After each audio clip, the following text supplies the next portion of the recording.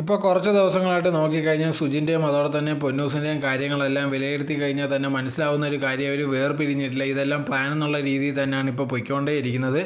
അതിന് മെയിൻ കാരണം എന്ന് പറഞ്ഞപ്പോൾ ലേറ്റസ്റ്റ് ആയിട്ടുണ്ടെങ്കിൽ ഇതേ കണക്ക് സുജി വന്നിട്ട് പറഞ്ഞിട്ടുണ്ടായിരുന്നു, എന്നെ പറ്റി ഒരുപാട് മോശമുള്ള കമൻറ്റ്സ് ഉണ്ടെങ്കിൽ ഇതേ കണക്ക് പൊന്നൂസ് ഉണ്ടെങ്കിൽ എനിക്ക് ഇൻസ്റ്റാഗ്രാമിൽ ഇടുന്ന ഫോട്ടോസിൻ്റെ അടിയിലൊക്കെ വരുന്നുണ്ട്, എന്നെ എൻ്റെ ഫാമിലിയൊക്കെ ഭയങ്കര മോശമായിട്ടുള്ള രീതിയിൽ പറയുന്നുണ്ട്, നിങ്ങളത് പോയി നോക്കണമെന്നുള്ള രീതിയിലായിരുന്നു അതിനകത്ത് പറഞ്ഞിരുന്നത്.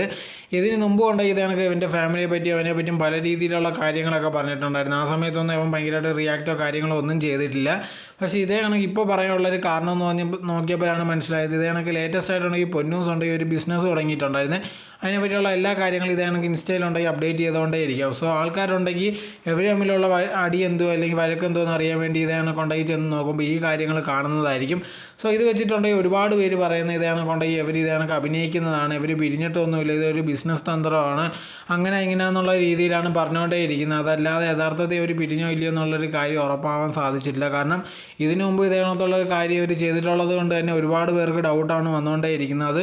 ഇതേ കണക്കുള്ള ഓരോരോ കാരണങ്ങളുണ്ടാകുമ്പോൾ ആ ഡൗട്ട് ഉണ്ടെങ്കിൽ ഭയങ്കരമായിട്ട് ശക്തമാകാനുള്ള സാധ്യത വളരെയധികം കൂടുതലും കൂടിയാണ്.